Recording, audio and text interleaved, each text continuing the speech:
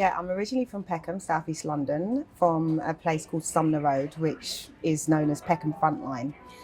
And growing up in Peckham, I lived a dual existence. And the reason why I say dual existence in that I remember like growing up quite happy, playing out on the estates, and but then getting to a point of realizing that actually there's a lot of danger from situations, people, circumstances that I went through as a teenager, and hung around with some different characters, um, not necessarily nice.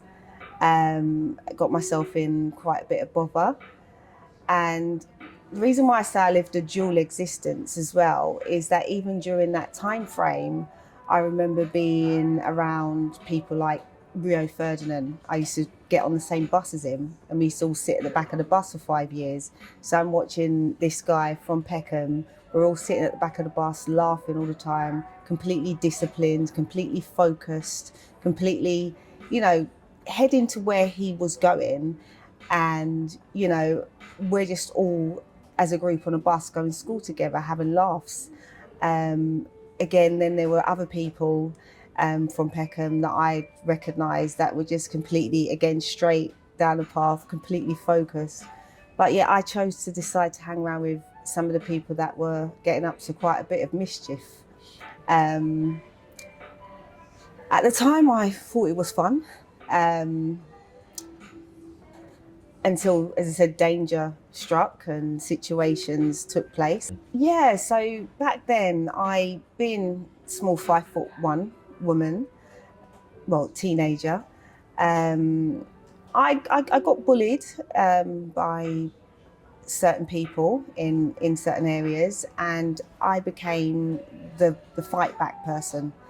You know, don't trouble me, and taught some lessons to my bullies and started getting quite known.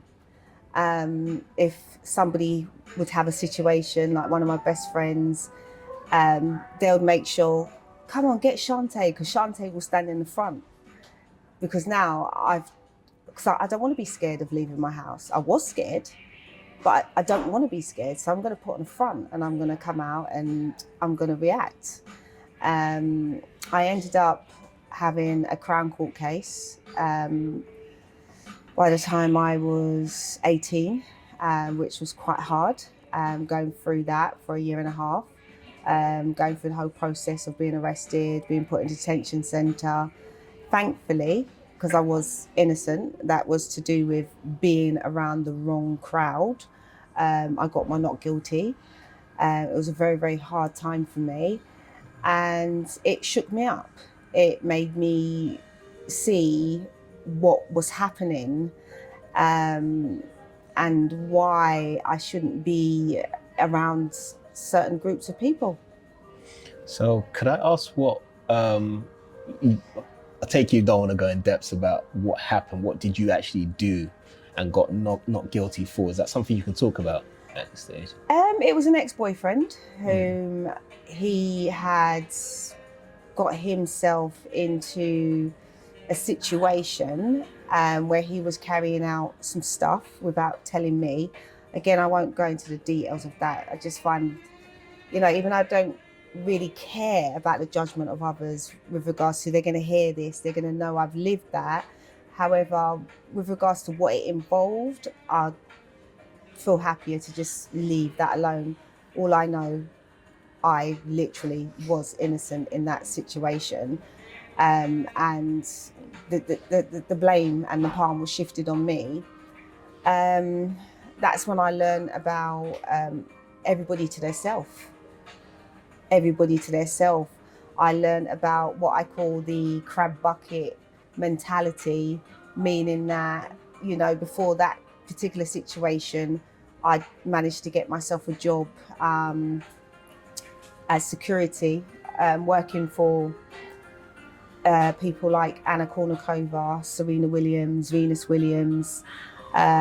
So when that situation arose just not too long after, it was like, oh, who does she think she is? And then all of a sudden, she must be guilty. She must be. I had a lot of people laughing after me while I was in my trauma, because it was very traumatic for me. And yeah, there was a lot of what I call unkindness and being the scapegoat of everybody wanting Siontai's downfall and laughing at Siontai's downfall.